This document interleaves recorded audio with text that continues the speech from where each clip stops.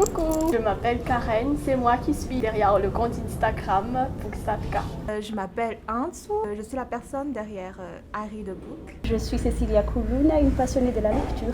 Moi c'est Jess, plus connue sous le pseudo Peekaboo. Je m'appelle Dina Rabak sur Instagram. Je m'appelle Rotso et je suis la personne derrière Bookiverse.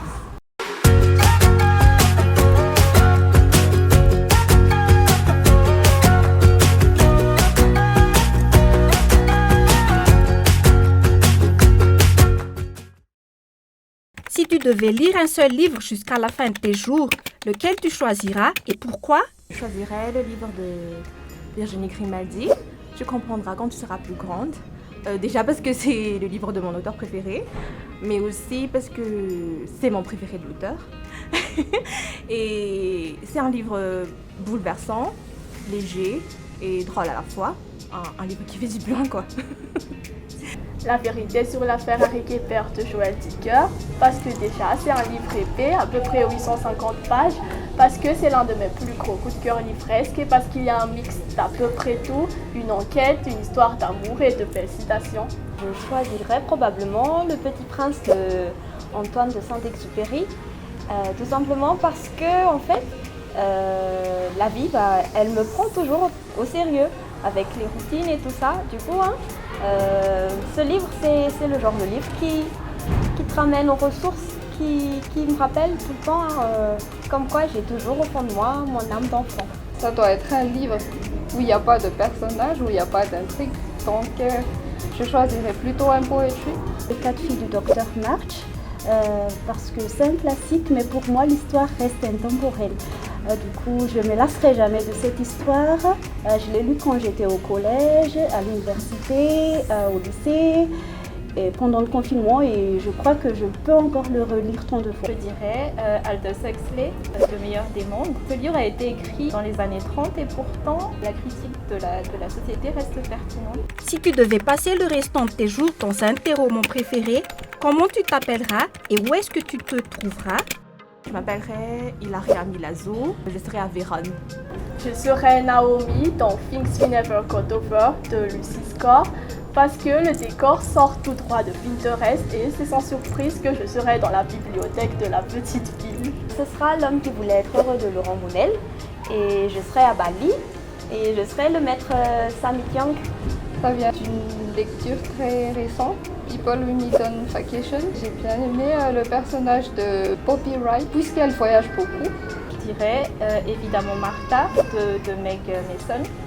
So When is en anglais et donc je m'appellerai Martha. Je m'appellerai Lily, la petite fille de 12 ans dont il est grand temps de rallumer les étoiles de Virginie Grimaldi. Je suis en train de faire un road trip direction la Scandinavie. Quel est le livre qu'il faut absolument lire avant de mourir? Le Petit Prince, parce que les leçons dedans sont faites pour les grands et les petits. Je dirais le livre de François Garagnan. Jade et les sacrés mystères de la vie de François Garagnan. La chimiste de Paulo Coelho, peut-être pas quelques secondes avant de mourir, parce que c'est un livre qui inspire à poursuivre ses rêves, mais c'est un livre qui mérite d'être lu, rien que pour la sagesse qu'il contient. La vérité sur l'affaire Harry Képer de Joël Dicker. Je pense n'importe quel livre de Yuval Noah Harari. Quel est le livre qui, selon toi, pourrait persuader une personne qui n'aime pas lire à s'intéresser à la lecture? Le livre de Laurent Gounel, L'homme qui voulait être heureux. Puzzle de Franck Thilès. Je choisirais les livres d'Agatha Christie. Il était 10.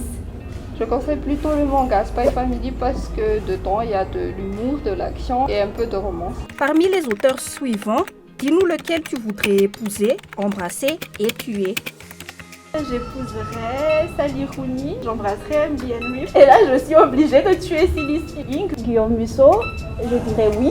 Virginie Grimaldi pour embrasser. Karine, je vais te tuer. Je vais tuer Franck Tillier parce qu'il aime bien tuer, donc ça ne devrait pas lui poser de problème de se faire tuer. Je vais embrasser Emily Henry, je vais épouser Joël Dicker. Je dirais oui à Joël Dicker. Embrasser Virginie Grimaldi, donc je dois tuer Agatha Christie. J'épouserais Dicker. Je vais embrasser Marie Vareille et Laurent Gounel. Embrasser Erachine, épouser Franck Tillier et le dernier donc c'est Carissa. En 15 secondes et en utilisant tes meilleurs arguments, essaie de convaincre ceux qui ne sont pas à fond sur la lecture à s'y intéresser. Si tu cherches un moyen de t'évader de la vie quotidienne, je te recommande de lire. En plus, la lecture a beaucoup de bienfaits aussi. Un peu fatigué de la réalité, tu peux t'évader dans un beau roman. Alors oui, la lecture, ça stimule le cerveau, ça développe l'imagination, etc. Mais ça peut surtout être un réconfort parce que ça nous donne un endroit où aller lorsque nous devons rester où nous sommes. Je dirais, la lecture était pour moi une thérapie qui m'a beaucoup aidée. Du coup, lisez parce que c'est une thérapie gratuite. Chacun peut, à un moment de sa vie, se retrouver devant un livre ou un texte et ça lui parlera et ce sera la meilleure chose qui lui soit arrivée à ce moment-là et ça lui permettra soit d'apprendre, soit d'évoluer, soit même de s'évader. Vous savez, il y a tellement de bénéfices grâce à la lecture, comme par exemple l'aventure, l'évasion, les recherches, la documentation et tout ça. En gros, c'est comme voyager sur place. Il y a tellement de monde à explorer en lisant. Donc, vas-y, allez-y, foncez et lisez. Il n'y a pas que des romans d'amour ou des romans à l'eau de rose dans la vie. Vous verrez, il y en a plein d'autres genres. Voilà. Si tu souhaites te laisser emporter dans un tourbillon d'émotions tout en apprenant. Au revoir, merci. Merci, au revoir. Au revoir. Merci, au revoir.